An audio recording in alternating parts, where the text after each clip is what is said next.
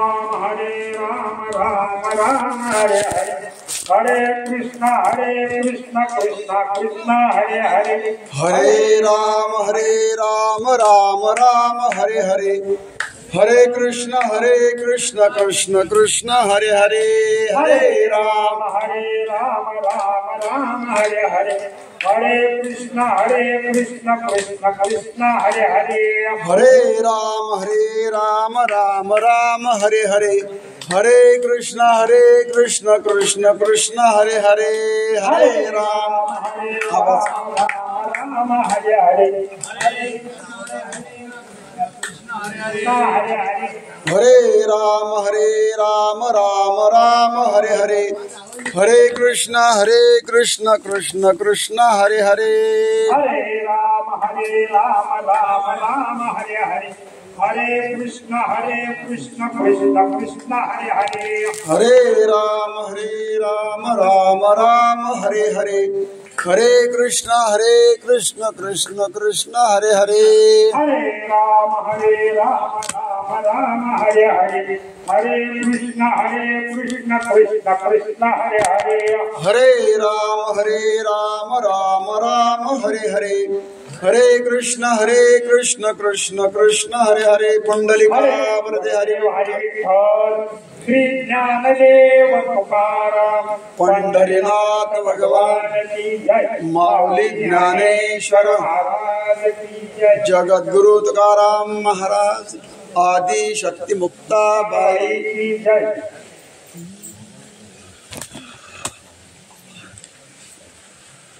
ज्ञानोबा तुकाराम तुकाराम ज्ञानोबा तुकाराम तुकाराम ज्ञानोबा तुकाराम तुकाराम ज्ञानोबा तुकाराम तुकाराम ज्ञानोबा तुकाराम ज्ञानोबा तुकाराम ज्ञानोबा तुकाराम ज्ञानोबा तुकाराम ज्ञानोबा तुकाराम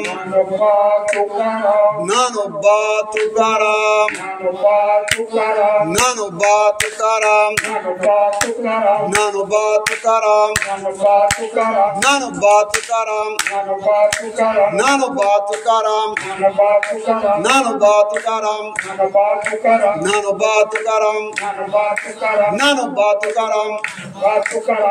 तुकाराम ज्ञानोबा तुकाराम ज्ञानोबा तुकाराम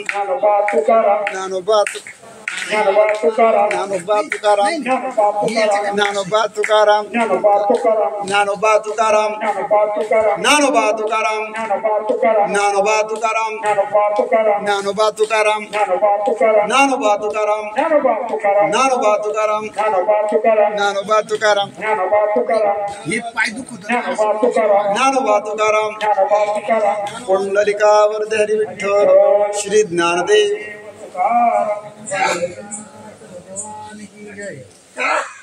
अलंकापुरी रम्य सिंहासनस्थं पदाम्बुज तेजस्फुरदिक् प्रदेशं विधीन्द्रादिदेवै सदा स्तूयमानं समाधिस्थमूर्ति भजे ज्ञानदेवं ज्ञानोबा तुकाराम.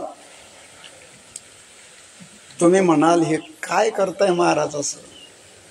हरे राम नंतर ओवी घेतली पाहिजे होती किंवा श्लोक घेतला पाहिजे होता अशी अपेक्षा आहे. पण मग हे मध्येच भजन का घेतलं असेल? सगळ्यांच्याच मनात प्रश्न पडला होता की नाही?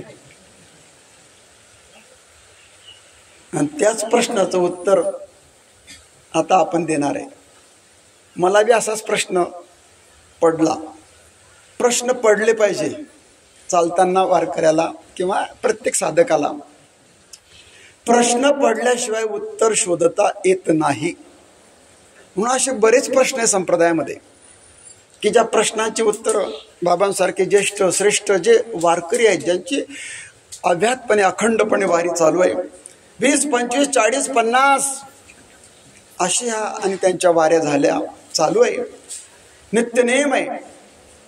आणि अशांच्या साधकांच्या म्हणा साधना करणाऱ्यांच्या संगतीमध्ये जेव्हा आपण चालतो तेव्हा आणि साधक दशेमध्ये किंवा साधना करताना परमार्थ करताना बरेच प्रश्न तुम्हालाही पडतात, मलाही पडतात. कारण मी पण एक साधकच आहे, तुमच्यासारखाच एक सामान्य चालणार, म्हणजे तुमच्यासारखा म्हणजे मी सामान्य आहे पण तुम्ही असामान्य आहे असे, पण आपण सामान्यपणे चालतो आहोत आणि प्रश्न पडतात.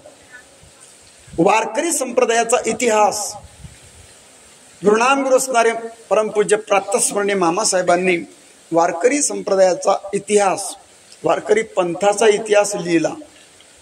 छोटं पुस्तक आहे, प्रत्येकाने वाचा. प्रत्येक वारकऱ्याने हा इतिहास वाचला पाहिजे. मध्यंतरी काल परवा काहीतरी बोलणं झालं वारीच्या बद्दल बोललं पाहिजे.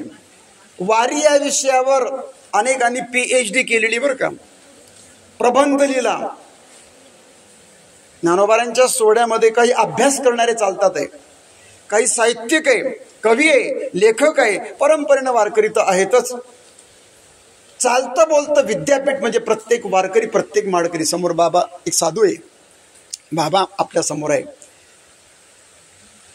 कोणीतरी मला वाटतं एथ वडील जे जे करती, मला वाटतं काडे सरांनीच त्या कुठलं गाव होतं माहिती, वडील जे जे करती तया नाम धर्म ठेविती, त्यांचं अनुकरण सामान्य करत असतो.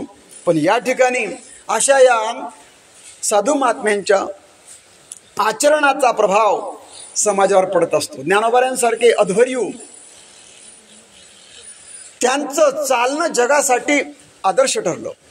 माऊली म्हणतात की महात्म्याने असं चालावं, मार्गाधारे वर्तावे, विश्व हे मोहरे लावावे, अलौकिक नोहावे लोकाप्रती. सर्वच तुम्हाला माहित आहे, सांगत नाही जास्त. शुद्धीपत्राची वेळ आहे.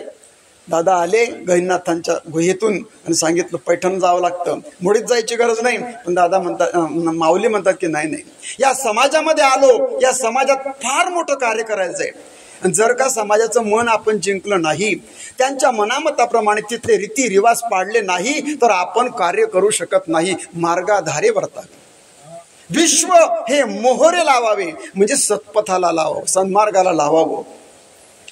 परंतु माऊली म्हणतात दादा, अलौकिक नोहावे लोकाप्रती, लोकांमध्ये अलौकिकता दाखवूच नका. जर का आपल्याला माहिती कुठून आलो, आपण कोण आहोत, आपलं महत्व काय हे आपल्याला माहिती आहे, परंतु समाजाला कुठे माहिती आहे.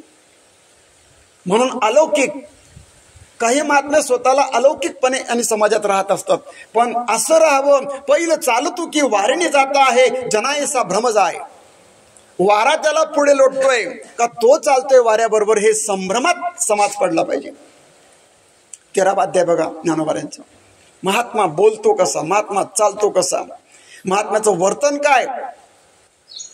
बऱ्याच उभे आहे, पण असे काही महात्मे समाजात आम्ही पाहतो, आणि तेव्हा त्या उभ्या कुठे लावाव्या हा प्रश्न पडतो.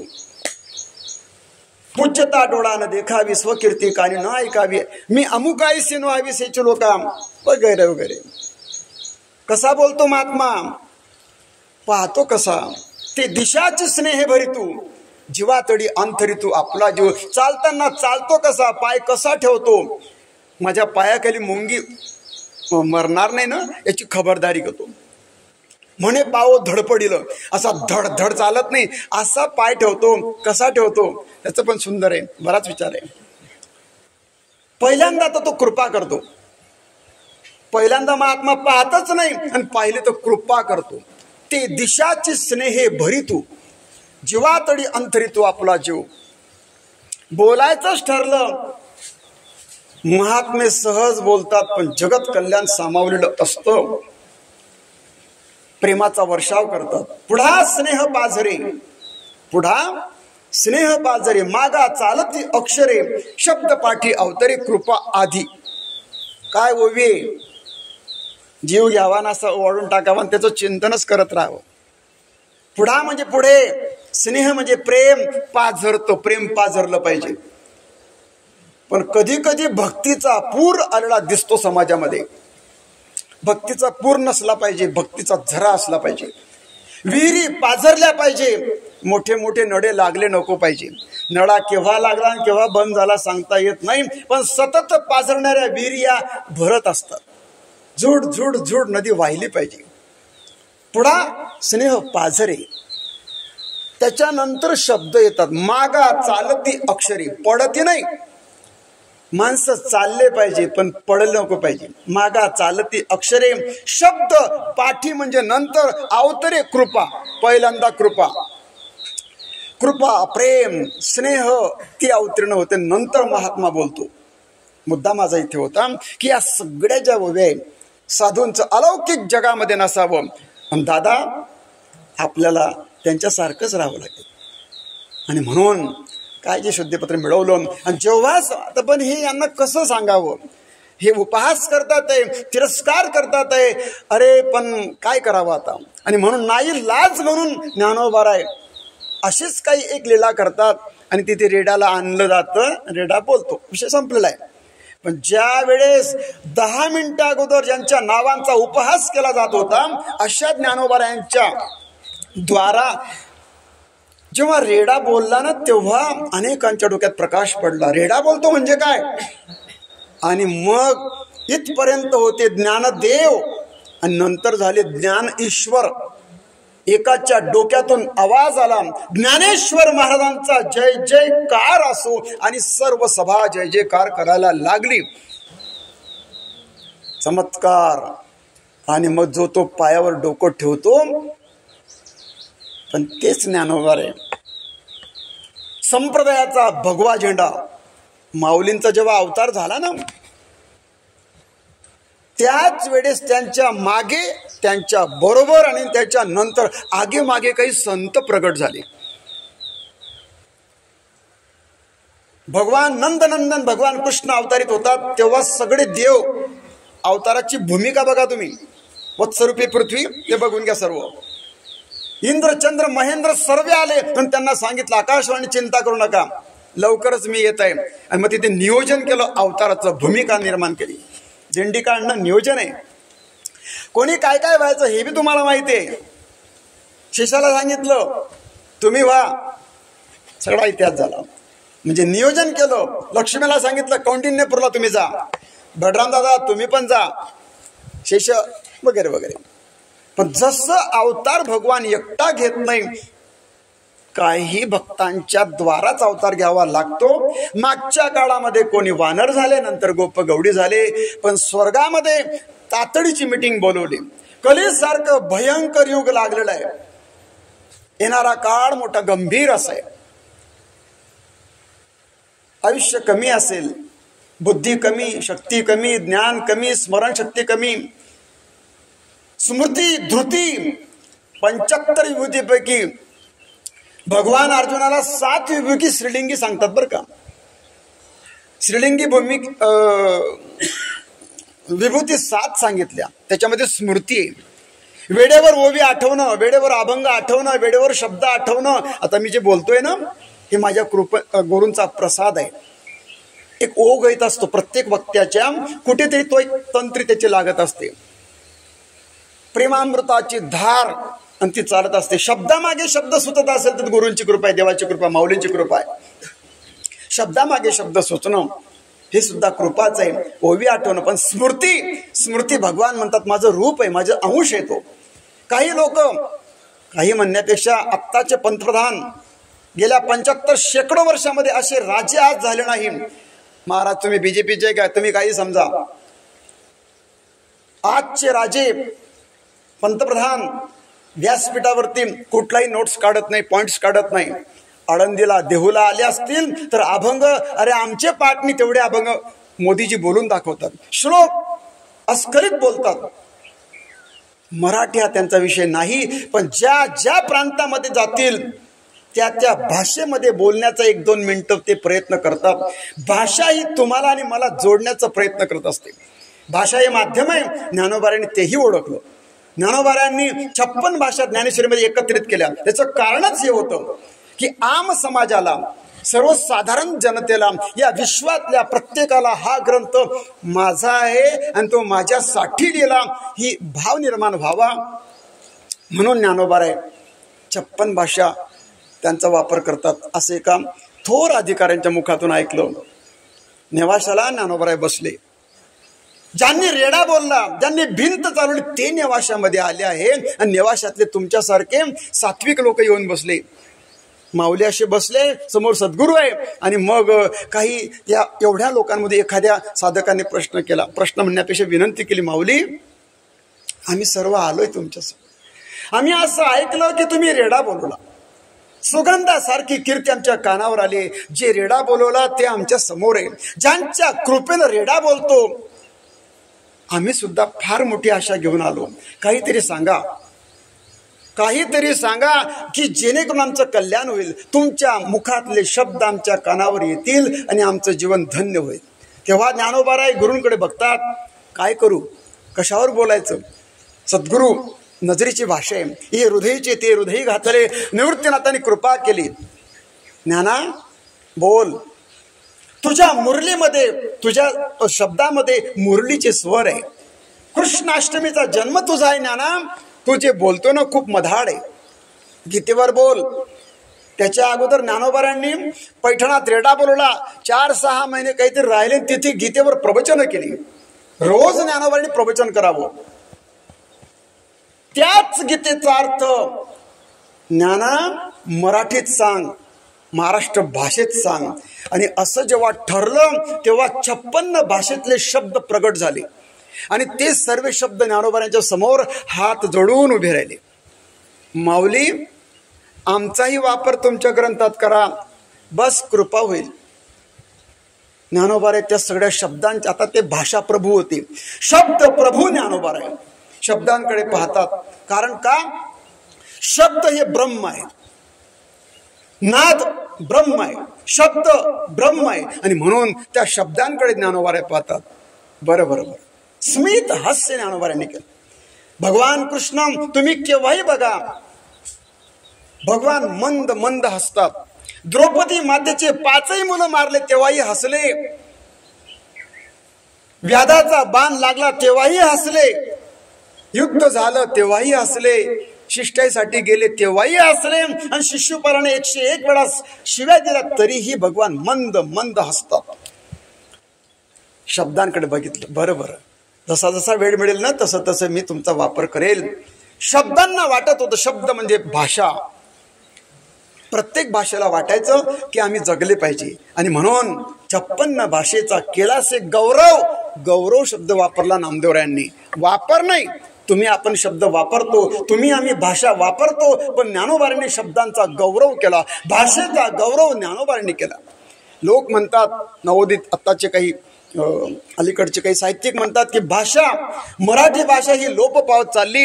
परंतु हे असं होऊ शकत नाही. जोपर्यंत ज्ञानोबारांची ज्ञानेश्वरी आहे, जोपर्यंत ज्ञानोबाराय संजीवन समाधीमध्ये चिंतन करतात, तोपर्यंत मराठी भाषा जगलीच पाहिजे. नसेल तर ती जगेलच. सूर्य चंद्र असेपर्यंत मराठी भाषा राहील. का, त्या सर्व शब्दांना ज्ञानोबारांनी आपल्या ग्रंथामध्ये आश्रय दिला आहे. आणि म्हणून भाषेचा गौरव, भाषेला जिवंत ठेवणारी ज्ञानोबारांची ज्ञानेश्वरी आहे.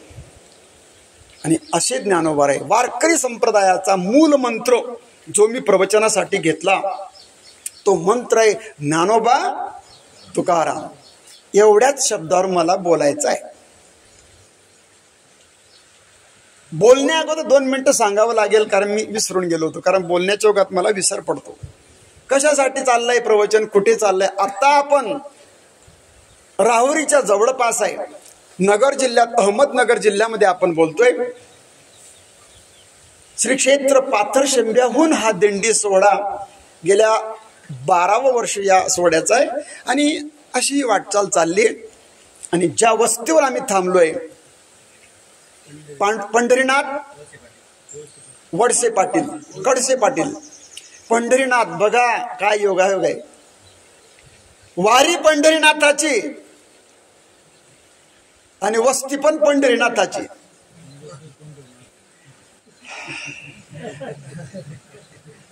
आम्हा देतो काय, प्रसाद देतो.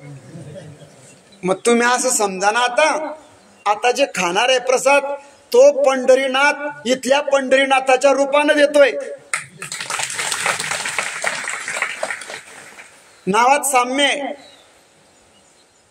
म्हणजेच पंढरीनाथ आपल्या सोबतच आहे. तुम्हाला जिथे तहान लागेल ना तिथे पाणी देण्याची ताकद त्यांची आहे. भूक लागली की जेवण. ठीक आहे, आपलं तर सगळं मस्त आहे, पण सोहळ्यामध्ये बघा काही नंबराच्या दिंड्या आहेत, काही बिना नंबराच्या आहेत, काही असे उपलंग अधान तरी लोक चालतात आहे. 2-5 भाविकांना वाटतं की नाही मला सोहळा करायचा, पण मला कोणी आधार नाही. आधार नाही कोणी मज बाप ना माय, मी ना दिंडीत ना माझं कोणी नाहीये. पण 4 लोक 2 लोकांनी असं केलं की नाही आपण चालू, असं सांगतात की माऊली सगळ्यांना जेवण.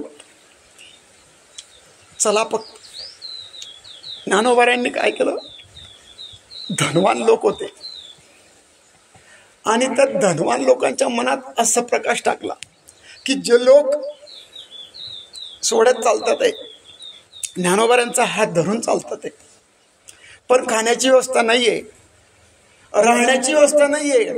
पाऊस आला तर काय, पाय जळले तर काय, गुडघे दुखले तर काय. सगळ्यांना आणि बुद्धी दिली की जे जे चालतात आहे ना माझ्यासोबत, ज्यांचं कोणीच नाहीये तर माऊलींनी त्यांच्या रूपामध्ये सेवेला ज्ञानोबा हजर आहे. कोणी गोंगड्या वाटतंय, कोणी बामच्या बाटल्या वाटतंय, अन्न छत्र लावलंय, अन्न सत्र. अन्न सत्र म्हणजे काय, परमपूज्य डोंगरेजी महाराजांनी एका सांगितलं होतं की ठरवून जे बोलवून जे लोक जेवले जातात, दिले जातात त्या पंक्ती आहे, पण सत्र शब्दाचा अर्थ आहे येईल त्याला जेवण. जात नाही, पात नाही, व्यक्ती नाही, धर्म नाही, न पाहता जे दिलं जातं त्याला अन्न सत्र असं म्हणतात. आणि येईल त्याला, बसेल त्याला भोजन. कुठे मसाले भात आहे, बुंदी आहे, कुठे पोहे आहे, कोणीच नाही त्याला सुद्धा जेवण मिळतंय. आणि ज्यांच्या दिंड्यांमध्ये 2-2 ट्रक आहे, राहुट्या आमच्या स्वयंपाक, आमचा स्वयंपाकी, आमचे साहित्य आमचं, तेही उपाशी नाहीये, पण जे चाललंय ते सुद्धा. मुद्दा काय चालला, हा ज्ञानोबाऱ्यांचा सोहळा. ज्ञानोबा तुकाराम हाच माझा प्रवचनाचा विषय. आणि अशा या आपल्या या पंढरीनाथ कडसे पाटील यांच्या वस्तीवरती आणि दुपारची हे आपलं थांबलेलं आहे आपण. आणि या ठिकाणी भोजनाच्या अगोदर काहीतरी चिंतन करावं. ज्यांचं अन्न आम्ही खातो ना तर तिथे प्रवचन करावं, कीर्तन करावं, नाहीच काय ते एखादी अभंग म्हणावा, श्लोक म्हणावा, असं आहे. काहीतरी त्यांचं ऋणातून आपण व्यक्त व्हावं. आणि म्हणून या वस्तीवर आपण थांबलोय. मला वाटलं आता काय बोलावं, पण हे बोललं पाहिजे. आणि असे मग वारकरी संप्रदाय, आता झालं असं, ही जी वारी आहे कोणी काढली, कसं काय निर्माण झाला हा सोहळा. एकानं मला प्रश्न विचारला की ज्ञानोबाऱ्यांचा सोहळा एवढ्या वर्षापासून आहे, तुकोबारा एवढ्या वर्षापासून आहे, मग सद्गुरू निवृत्तीनाथांचा सोहळा तेवढा जुना आहे का, वगैरे वगैरे प्रश्न. पण मी काय सांगणार, मी खूप छोटा माणूस आहे. आपण सर्व श्रीगुरू निवृत्तीनाथांच्या आणि परिसरामध्ये राहणारी मंडळी आहे. तुम्हाला जेवढं माहिती आहे तेवढं मला माहीत नाही. तुमचा जेवढा अनुभव आहे तेवढं माझं वय पण नाही. आणि म्हणून एवढं काही मला सांगता येणार नाही. पण वारकरी संप्रदायाचा अभ्यास करणारे काही साहित्यिक लोक त्या काळामध्ये होते. जवळजवळ 100-150 वर्ष 200 वर्षापूर्वी राजाराम शास्त्री भागवत महान साहित्यिक आहे आणि गोविंद महादेव रानडे असे 2 अभ्यासू आता ते लोक पावले काळाच्या पडद्यामध्ये. जसं आचार्य अत्रेंचं नाव आपण घेतो, समोर सर बसले बघा, त्यांना माहीतच असेल, समोर सर आहेत वगैरे वगैरे, सर्व शिक्षित मंडळी आहे सर्व. गोविंद महादेव रानडे देव न म्हणणारी व्यक्ती, विरोध करणारी व्यक्ती. म्हणजे हा जो वारकरी संप्रदाय आहे, या ज्या दिंड्या निघतात आहे याच्यावर चिंतन चिकित्सकपणे जे अभ्यास करणारे त्यापैकी एक महादेव रानडे होते. जसं जसं तुमचं शिक्षण वाढत चालतं ना, अति शिक्षण बी घातक असतं. कधी कधी अज्ञान सुद्धा चांगलं असतं. अज्ञाना माझी दडे महिमे भेणे, ज्ञानोबा कवी देतात. महात्म्यानं ज्ञान भरपूर कमवावं, प्रचुर ज्ञान, खूप अभ्यास करावा, आपण पुन्हा अज्ञानात निघून जावं. बरं का, मी अमुका, मी ढमका, मी टमका समजू द्यायचं नाही कोणाला, मी कोण आहे हे महात्म्याचं लक्षण आहे. पेरल्यानंतर बीज झाकावं तसं महात्म्यानं आपलं झाकावं आणि अज्ञानाचं पांघरून घेऊन समाजामध्ये राहा. ज्ञान वाढलं की चिकित्सा वाढते. आणि असे हे 2 चिकित्सक साहित्यिक महात्मे, त्यांनी विचार केला, वारीचं संशोधन केलं. वारकरी संप्रदाय ज्ञानोबा तुकोबा म्हणत चालतो. टाळाचं महत्व, विनेचं महत्व, पखवाजाचं महत्व, पताकाचं महत्व काय. वारी अभ्यास, मी बोललो की वारी आजही अभ्यास करतात आहे. मोठ्या मोठ्या संस्था अभ्यास करत आहेत. IT मुलं, इंजिनिअरिंगचे मुलं अभ्यास करतात आहेत. ज्यांचा इतिहास विषय आहे असे MA PhD करणारी मुलं वारी या विषयावरती PhD करतात आहे. आणि तसे यांनी विचार केला. आणि मग होता होता या संप्रदायाचा श्वास मूल मंत्र जर कोणता असेल तर ज्ञानोबा तुकोबा. मग कसा आला थोडक्यात आपल्याला सांगायचंय की तुकोबारायांचे चिरंजीव नारायण बाबा महाराजांनी, तुकाराम महाराजांनी, जगद्गुरूंनी हा सोहळा निर्माण केला. जे आत्ता आळंदीला ज्ञानोबारायांचे समाधीचं जे सभामंडप आहे तो जगद्गुरूंनी बांधलाय बरं का. जे दगडी काम आहे ना असं मैरपी ते त्यांनी बांधलंय. देहूहून महाराजांनी यावं आणि समाधी समोर कीर्तन करावं दर 15 दिवसाला. दर म्हणजे एक सोडून. ती परंपरा आज पण टिकून आहे. देहूकरांचा मान आहे. ज्ञानोबारांची वारी तुकोबारांनी करावी. ज्ञानोबारांच्या अगोदर, तुकोबारांच्या अगोदर सुद्धा वारी भरत होती पंढरपुराची बरं का. वारी ज्ञानदेवे रचला पाया, बहिणाबाईंचं जे म्हणणं आहे म्हणजे माऊलींपासून संप्रदाय वारी सुरू आहे असं नाही. त्यांच्याही अनेक पिढ्यांपासून वारी चालू आहे. कमी प्रमाणात असेल. माझ्या वडिलांची मिरासिका देवा 7 पिढ्यांपासून विश्वंभर बाबा मूळ पुरुष त्यांच्यापासून वारी चालू आहे. नामदेवराय नरसी ब्राह्मणीचे पण आले पंढरपुरामध्ये वारी चालू आहे. मग जगद्गुरूंच्या घरात 7-7 पिढ्यांची वारी आहे. आणि मग तुकोबारांच्या नंतर नारायण महाराज आणि वारकरी संप्रदायामध्ये नारायण महाराजांचा फार मोठा दबदबा होता. 1685 मध्ये नारायण बाबांनी पालखी, पूर्वी फक्त पादुका गळ्यात अटकून जात होते बरं का, पण नारायण महाराजांनी अशी मूळ संकल्पना मांडली. त्या काळामध्ये पालखीत बसून येणं हे फार मोठं सन्मानाचं आणि समजलं जात होतं. जसं आता एखादी व्यक्ती मोठ्या 50 लाखाच्या गाडीत जर आला, मोठा माणूस आहे, गाडीत बसणं हे मोठेपणाचं लक्षण आहे. तसं शिवाजी महाराजांच्या काळामध्ये, छत्रपतींच्या काळामध्ये आणि पुरातन काळामध्ये पालखीत बसून येणं हा फार मोठा सर्वोच्च सन्मान समजला जात होता. नारायण बाबांनी एक प्रस्तावना मांडली की आपण जगद्गुरूंच्या पादुका पालखीमध्ये ठेवायच्या. ठेवल्या त्या पताका. आता बघा दिंडी कशी असली पाहिजे, दिंडीमध्ये काय काय पाहिजे. पताका, ध्वज, गरुड, टके, ध्वजे कुंचे गरुड टके, शृंगार निकी करुणिया. चालायचं कसं, कोण पुढे पाहिजे, कोण मागे पाहिजे, तुळशी कोणा डोक्यावर पाहिजे, याचं सुद्धा नियोजन आहे. वारीचं नियोजन आहे, दिंडीचं नियोजन आहे. जागेवर 5,000 रुपये दंड आहे सोहळ्यामध्ये. एका दिवशी मागच्या वर्षी 50,000 रुपये दंड वसूल केला चौकदारांनी. नुसता विनेकरी बाजूला होता, दंड, पताका बरोबर नाही, दंड. मुद्दा काय झाला, काय असलं पाहिजे दिंडीमध्ये, कसं चाललं पाहिजे. तुकोबारा एक अभंग देतात. स्वल्प वाटे चला जाऊ, बोला, स्वल्प वाटे चला, स्वल्प वाटे चला जाऊ, स्वल्प वाचे गाऊ विठ्ठल, वाचे गाऊ, वाचे गाऊ विठ्ठल,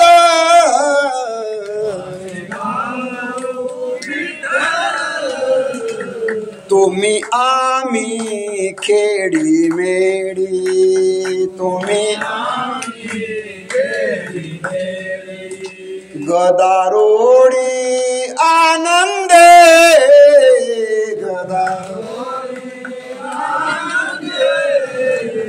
गदारोडी आनंदे,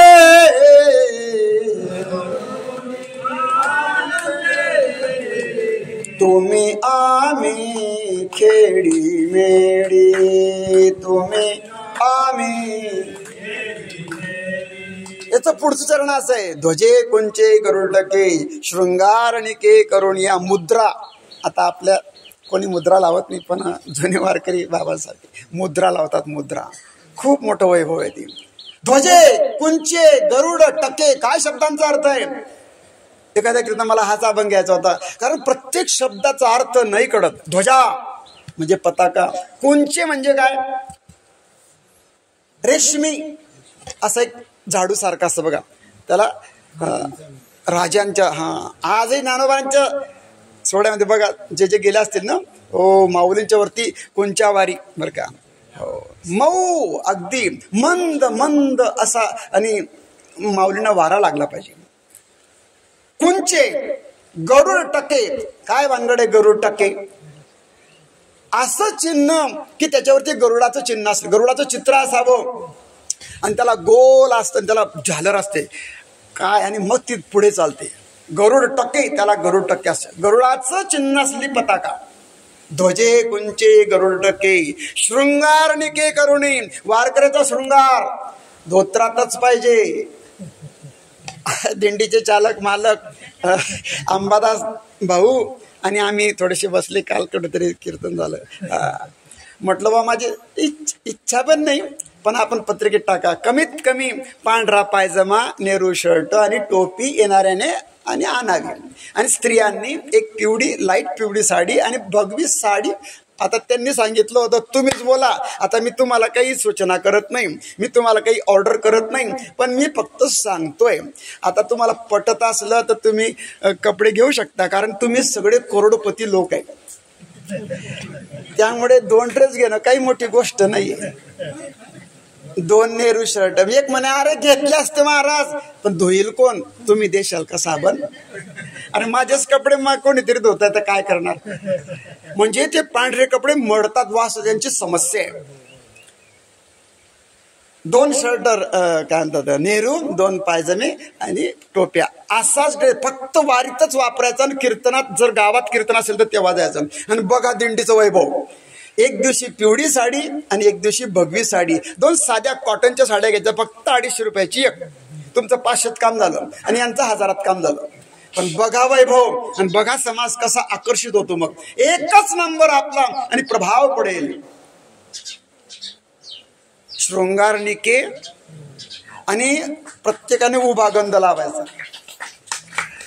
म्हणे आमचे बोट वडतानी म्हणे महाराज असं मी करतो तर ते कुठेच चाललं जातं. बरं ठीक आहे, सवय करा, नाही तर शिक्का येतो, वाटल्यात 10 एक शिक्के घेऊन येऊ आपण, आणि ते मोठी वाटी ठेवून बुडवा लावा बुडवा लावा असं नाही. हवी उपक्रम चांगला आहे बरं, इथेच मोठी वाटी राहील आणि तिथे 2-4 शिक्के ठेवून द्यायचे, जायचं बुडवायचं आपली आपण, आणि सगळ्यांच्या कपड्यावर गंध असेल तर काय मजा, काय आनंद आहे. भगवान दादा काय सुंदर गातात, सूत्रसंचालन त्यांनीच करावं, फक्त ड्रेसमुळे अडचण गोष्टी.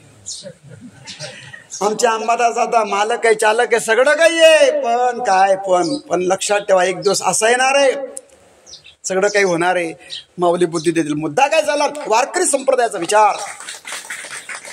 आणि या साहित्यिकांनी पाहिलं असाच मग, आणि मग सोहळा निघाला, पालखी पादुका ठेवल्या, आणि आळंदीला पालखी आली कुठून? देहूहून, आणि देहूहून जेव्हा पालखी आली, ज्ञानोबांच्या पादुका त्याच आणि रथामध्ये ठेवल्या, पालखीमध्ये ठेवल्या, आणि दोघं पादुका पालखीमध्ये ठेवून मग भोई जशी उचलतात ना खांद्यावर, तशी पालखी पंढरपूरच्या दिशेनं 1685 मध्ये पहिला सोहळा जर कोणी काढला असेल तर तो नारायण बाबांनी.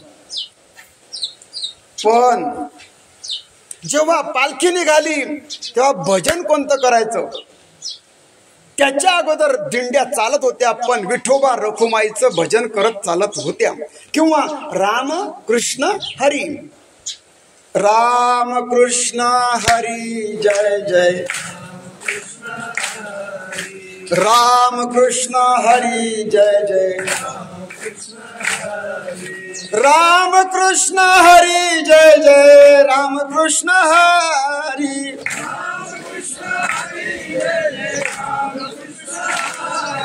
राम कृष्ण हरी जय जय, राम कृष्ण हरी,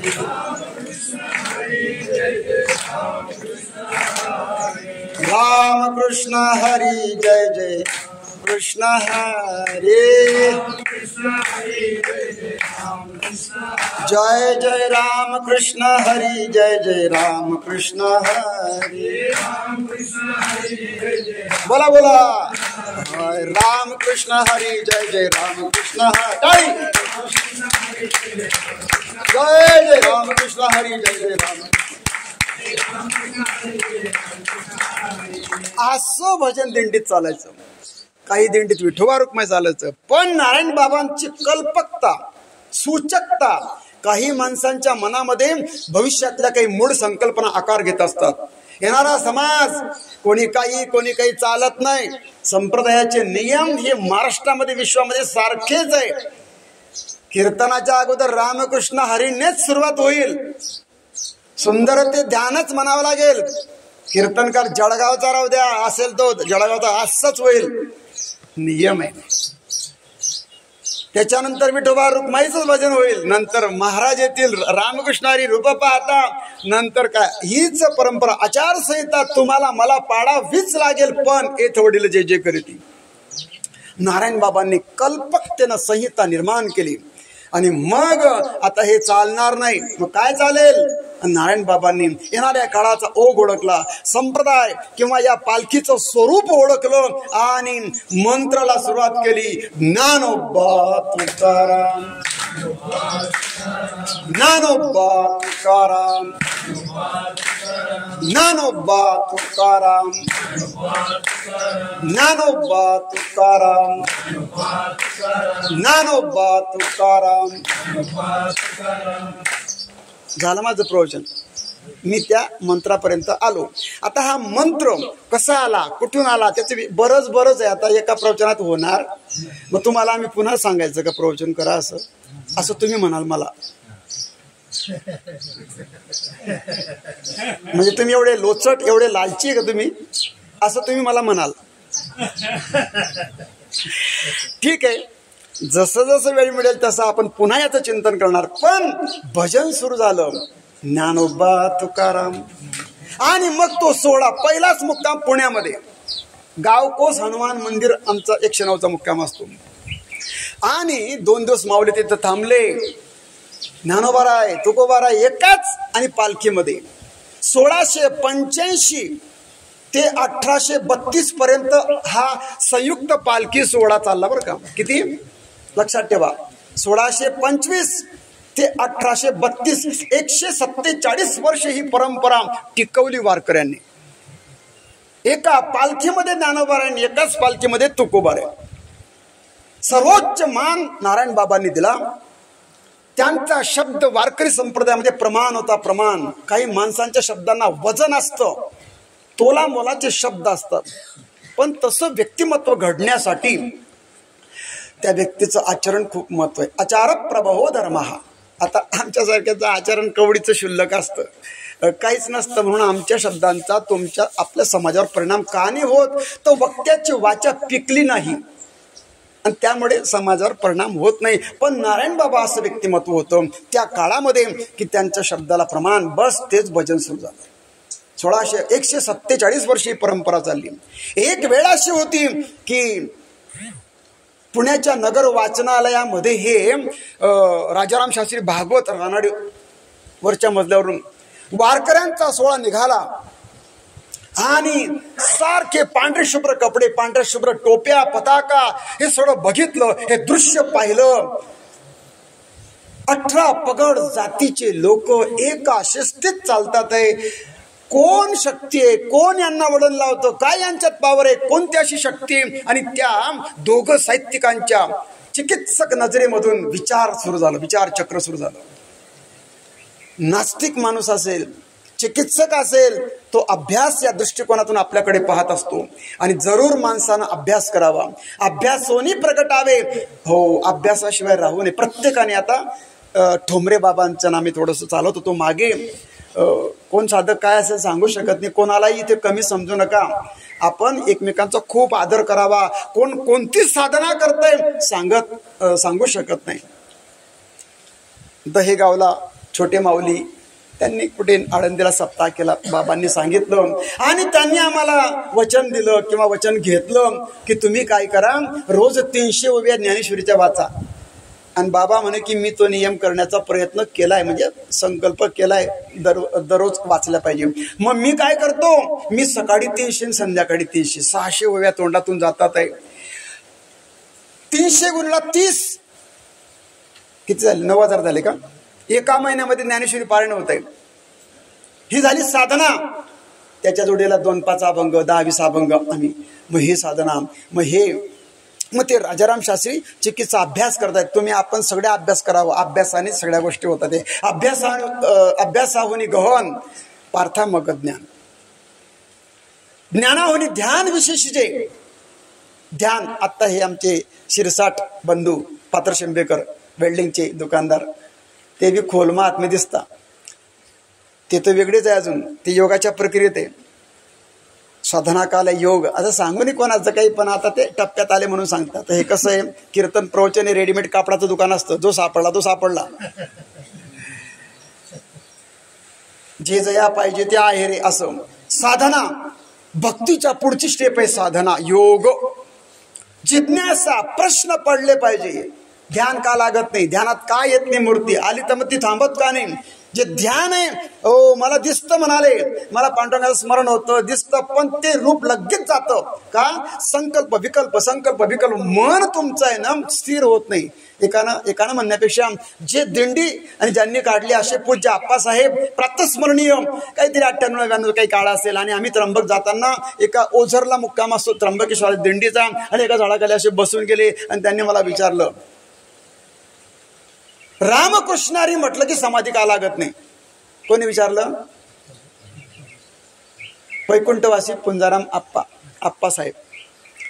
प्रश्न आहे म्हणे माझा. आता म्हटलं बापरे, एवढे मोठे मोठे प्रश्न. ते मला म्हटलं, आप्पा मी खूप छोटा माणूस आहे, सांगा म्हणे तुम्ही.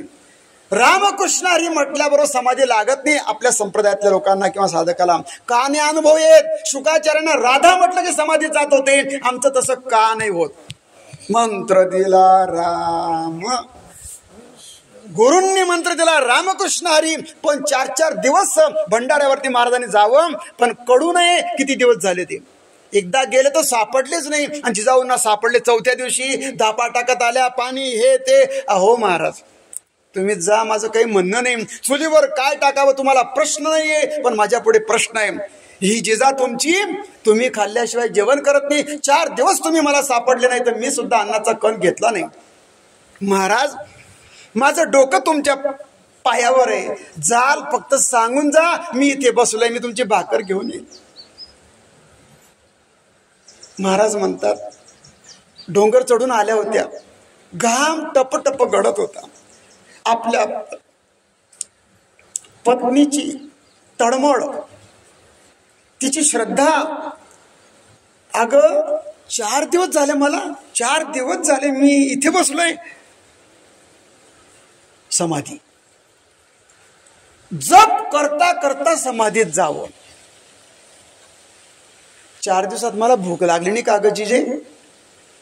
भूक तहान आनंदे निर्भय असो भलते ठाई, सुख दुःख नाही चाळामा. किती वेळ झाला माहित नाही, किती काळ गेला माहित नाही, पण कीर्तन प्रवचनाचा नियम 1 तास जास्त होतो, अर्धा तास. किती वाजले सांगा आता, किती वेळ झालेला आपलं सुरू होऊन?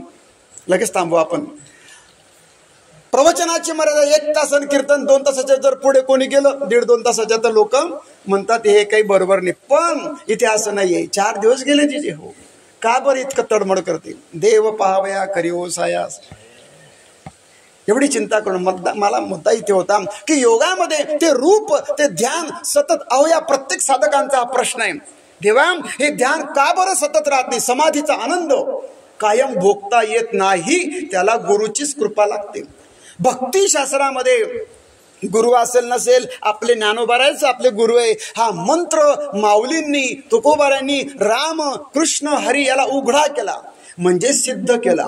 याला पुन्हा सिद्ध करायची गरज नाही. मंत्रशास्त्रामध्ये प्रत्येक मंत्राचे किलक असतात. आता किलक म्हणजे काय?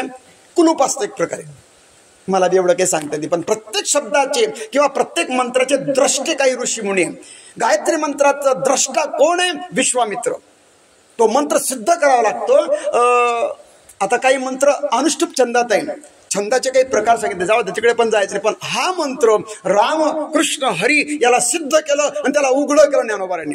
उघडा मंत्र जाणा रामकृष्ण म्हणा तुटती यातना गर्भवास. पण मुद्दा इथे होता की ह्या मंत्राने समाधी का लागत नाही आम्हाला. म्हटलं आप्पा, गुरुनाम गुरु रामभाऊ राऊत महाराजांच्या मुखातून किंवा कोणाच्या मुखातून ऐकलो, मलाही अजून अनुभव नाही बरं. हे नुसती बडबड चालली, अनंत वाचाड बरडती बरड. शब्द आणि फक्त शब्दाचं ज्ञान झालंय, अजून पुढचं खूप बाकी चालत आहे. मग कडो येते. नुसतं माड घालणं म्हणजे परमार्थ सफल झाला असं नाही. ज्ञानदेवा सांग झाला हरिपाठ, पण कधी सांग होईल. सांग शब्दाचा मी बोललो काल की पूर्ण कधी होईल, कधी आम्हाला हरिपाठ समजेल, कधी त्या शब्दांचं आकलन होईल, कधी आमचं ज्ञान होईल, सांगू शकत नाही. शब्दांची कृपा व्हावी लागेल. अभंग बोलतो आपल्याशी, ओवी आपल्याशी बोलली पाहिजे. हो, याच्यासाठी अंबादास भाऊ आम्ही थोडं मागे थांबलो, चिंता करत होते. ते कसं होईल, काय होईल. म्हटलं हे बघा, ग्रंथ समजण्यासाठी शब्दाची, त्या ग्रंथाची साधकावरती कृपा झाली पाहिजे. ग्रंथ जेव्हा कृपा करेल ना तेव्हाच आपल्याला कळेल. अभंग कळेल केव्हा, त्या अभंगाचीच कृपा झाली पाहिजे तेव्हा ते आकलन होतं. साधा साधा वारकरी अभंगाचा भाव सांगू शकेल, परंतु 2दा MA झालेला व्यक्ती अभंगाचा भाव सांगू शकत नाही. अर्थ सांगणं सुद्धा कठीण आहे, तर भाव कुठे सांगावा. अहो, अर्थ सांगता येईल पण भाव नाही सांगता येणार. म्हणून ज्ञानोबाराय आपल्या ग्रंथाला भावार्थ दीपिका असं म्हणतात. भाव सांगता आला पाहिजे. पण कोणाचा अभंग जनाबाई म्हणतात, भाव आणि अक्षर, अक्षरातला भाव समजला पाहिजे, पण त्या भावाचं, त्या अर्थाचं, त्या प्रेमाचं, अक्षरातलं बरं का, अक्षरातलं प्रेम, अक्षरातला भाव, अक्षरातला अर्थ याची जर गाठ कोणी मारली असेल तर ज्ञानोबारांनी. भाव अक्षराची गाठी, अक्षराची गाठी, ब्रह्मज्ञानाने गोमाटी,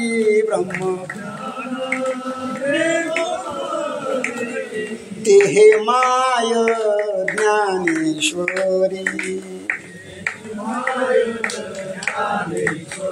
भाव आणि अक्षराची गाठ आहे. म्हणून हे सगळं समजलं पाहिजे. मुद्दा इथे चालला होता आपला. मग हे रामकृष्ण आणि थोडक्यात सांगा महाराज, जास्त लांब लावू नका. का आणि समाधी लागत आहे तर तुम्ही भागवतात चला. ध्रुव बाळाला 6 महिन्यामध्ये देव दर्शन देतात, पण तेव्हा त्या गुहेमध्ये अनेक ऋषीमुनी लाखो करोडो वर्षापासून तप करत होते आणि भगवान प्रत्येकाच्या त्या गुहेत गेले, दाखवलं रूप, पण साधूंना ओळखता नाही आलं. जटा एवढ्या गेल्या, काय जे असेल ते, ओ नख एवढे झाले, तेवढे सगळं झालं, पण देव आल्यावर बी समजलं नाही.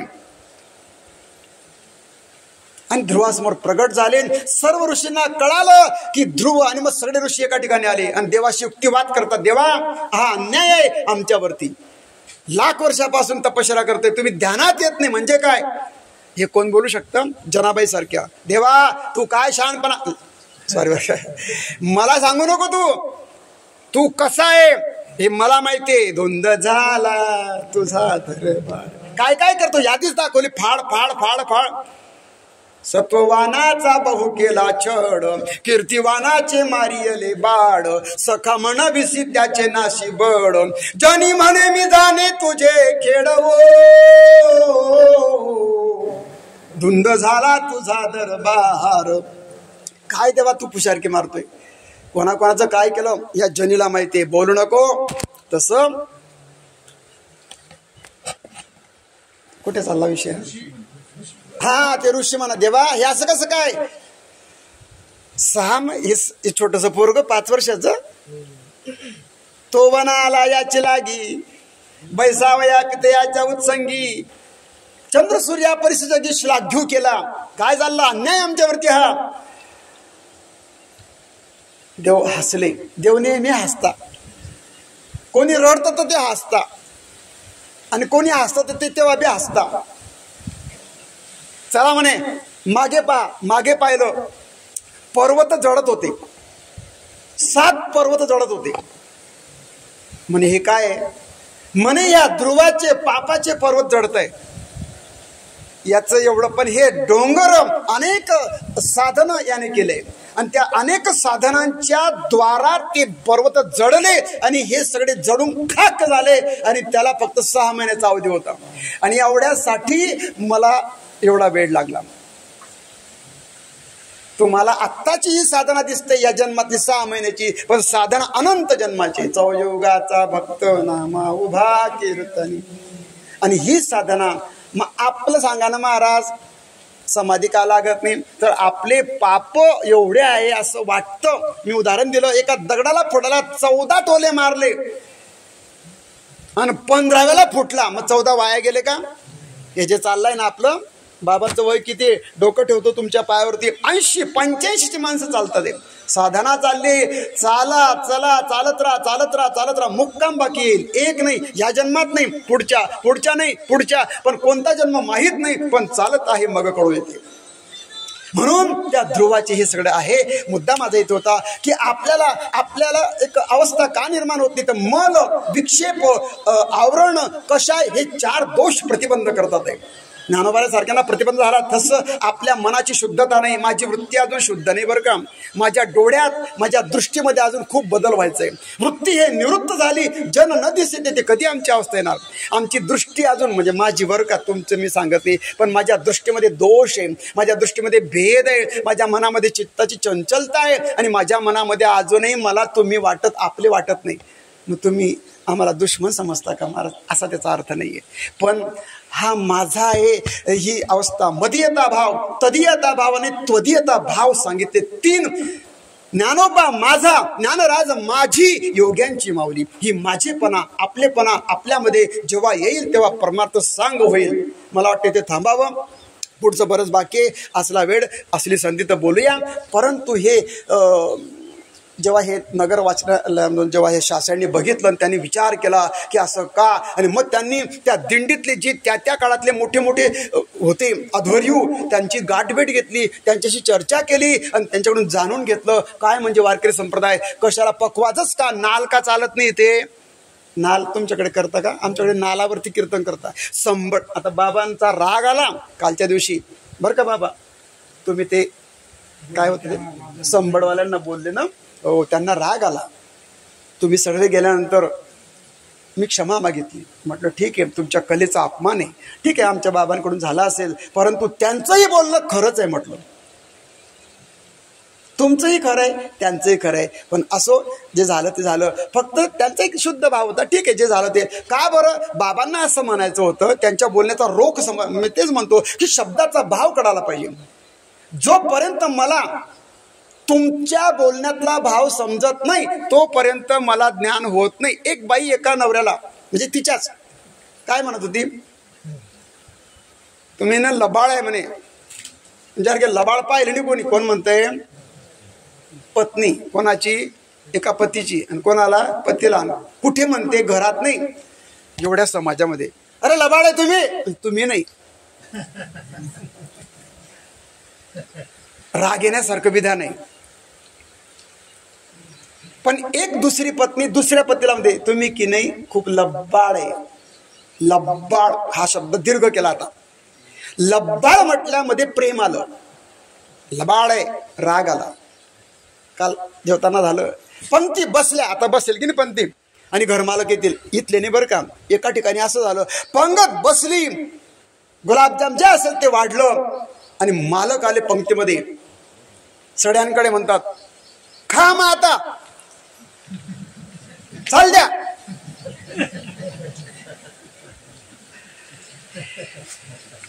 आता ह्या शब्दाचा राग येईल का आनंद वाटेल?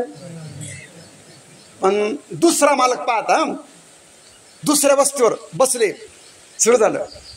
अगदी श्रीमंत व्यक्ती, बरंच सगळे श्रीमंतच आहे आपले यजमान जे आहेत ना. अरे नाव पण पंढरीनाथ, कोणाचं पांडुरंग, कोणाचं कैलास होतं वाटतं का मागच्या, सुरेश, सूर ईश, सुरांचा ईश. आणि ते मालक म्हणतात थोडा वेळ झाला बरं का, क्षमा असावी, पोटभर जेव्हा का माऊली, गरिबाची चटणी भाकरी गोड करा. थोडी अव्यवस्था झाली, थोडं पाणी यायला उशीर झाला, हे झालं ते झालं, अहो असू द्या असू द्या जेव्हा बरं का माऊली, प्रत्येक नमस्कार माऊली. बुक्का लावला, पाया पडतात, जेव्हा पोटभर जेव्हा, आई पोटभर जेव्हा. काय भाव आहे? प्रेम. पण यांचं शब्द तो भाव समजला नाही. जर का हे असं चाललं संबड, उद्या इथे कोणी येईल आणि नाचेल आणि ही परंपरा खंडित होईल, संप्रदायाला कलंक लागतो, हे बाबांची तडमड होती. पण त्याचा विपर्यास करण्यात आला. असो म्हटलं ठीक आहे बाबा, काही हरकत नाही, आमचंही चुकलं असेल, तुम्ही आम्हाला क्षमा करा, असं बोलून पुढे आलो बरं का. हो, शब्द शस्त्र आहे आणि शब्द शास्त्र आहे. शब्द, अरे या शब्दांचा तर माऊलींना पण व्यथा झाली, शब्दशस्त्रे झाले क्लेश. पण आई म्हणते मुक्ताई, तुम्ही हा उपदेश माना, संती मानावा उपदेश. शब्दशस्त्र आहे म्हणून बोलताना विचार करा. कोणाच्याही वर्माला झोंबेल असा आपण बोलू नये. राखावी बहुतांची अंतरे, भाग्य येती तदनंतरे. वारकऱ्याच्या, बाबांच्या सारख्यांच्या, ज्येष्ठांच्या श्रेष्ठांच्या मुखातून काही काही शब्द येतात कडक, पण ते शब्द आपल्याला मार्गदर्शक असतात, एवढं बाकी लक्षात ठेवायचं. मोठ्यांचा कधी आदर करावा. आपल्या दिंडीतले ते वडील आहे. वडील म्हणजे बाप नाही समजा, पण वडील, वडील म्हणजे काय? ज्येष्ठ श्रेष्ठांचा हा संप्रदाय आहे, थोरा मोठ्यांनी बोधित आहे. आणि म्हणून आज चिंतन करण्याची वेळ आलेली आहे की संप्रदायामध्ये बरेच दोष येत आहे. कीर्तनामध्ये दोष आहे, कीर्तनकारांमध्ये दोष आहे, सगळ्यामध्ये दोष येते. म्हणून चिंतन, अशी मंडळी चिंतन करते की कुठे चालला संप्रदाय, कोणापासून कसा आला, 700 वर्ष 1000 वर्षापासून इथपर्यंत आला, तो आम्ही कुठे नेतोय, हा विचाराचा भाग आहे. पुंडलिक वरदे हरी विठ्ठल, श्री ज्ञानदेव तुकाराम, पंढरीनाथ भगवान की जय. विठ्ठल विठ्ठल. पुंडलिका वरदे हरी विठ्ठल, श्री ज्ञानदेव तुकाराम, पंढरीनाथ भगवान की जय. आदिशक्ती मुक्ताबाई की जय.